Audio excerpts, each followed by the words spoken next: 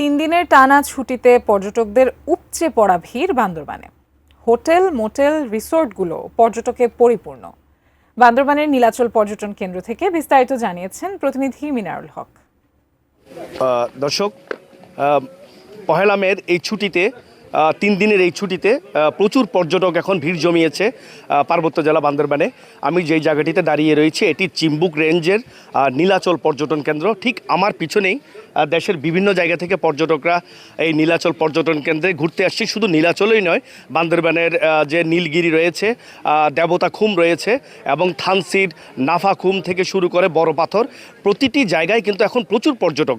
এখন ঠিক যেমন মেঘ রয়েছে তেমনি ব্রেকফাস্ট, টিফিন কিংবা স্ন্যাক টাইমে মজাদার আয়োজন মানে অল টাইম ব্রেড। কিছুক্ষণ পর বৃষ্টি এবং আবার রোদ। এই যে মেঘ বৃষ্টি রোদের যে সুন্দর একটি প্রাকৃতিক সুন্দর এলাকার যে খেলা এবং নীল আকাশ, এই সৌন্দর্য দেখতেই কিন্তু দেশের বিভিন্ন জায়গা থেকে পর্যটকরা বান্দরবানে ছুটে আসছেন।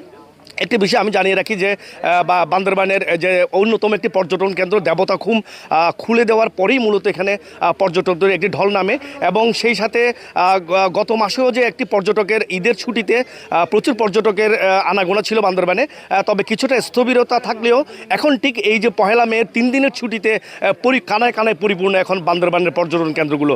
তাদের নিরাপত্তায় কিন্তু প্রশাসন থেকে এবং ট্যুরিস্ট পুলিশের পক্ষ থেকে কিন্তু বিভিন্ন ধরনের ব্যবস্থা নেওয়া হয়েছে বলে আমাদেরকে যেটি জেলা প্রশাসক জানিয়েছেন। এটি ছিল আমার কাছে পর্যটনের সর্বশেষ তথ্য।